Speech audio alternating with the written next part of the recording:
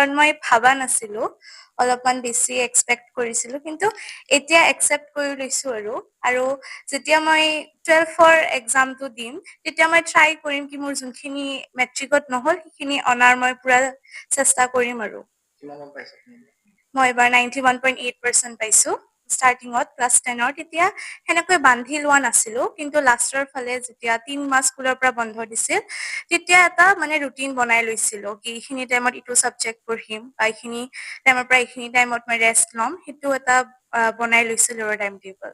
লাষ্টৰ ফালে হয়তো অলপমান কমাই দিছিলো, তথাপিও ট্ৰাই কৰিছিলো কি লগৰ লগত কথা পাতি নিজৰ হেৰিটো শ্বেয়াৰ কৰিব পাৰো কি চলি আছে। আৰু ফ্ৰী টাইমত মই গান শুনি ভাল পাওঁ, মই বহুত সেইবিলাক চব কৰিছিলো আৰু বাকী নিজৰ মাইণ্ডটো ফ্ৰেছ কৰিবৰ কাৰণে। নাই, মোৰ টিউচন নাছিলে এটা ছাবজেক্টতো।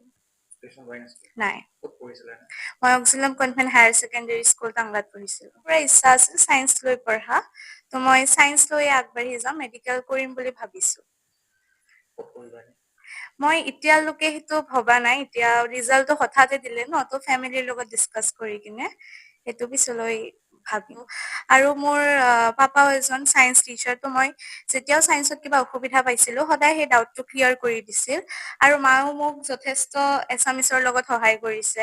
আৰু মোৰ এনেকুৱা আছিল কি মোক মুখস্থটো ধৰিব লাগে, তো মায়ে সেইটোত বহুত হেল্প কৰিছে মোক।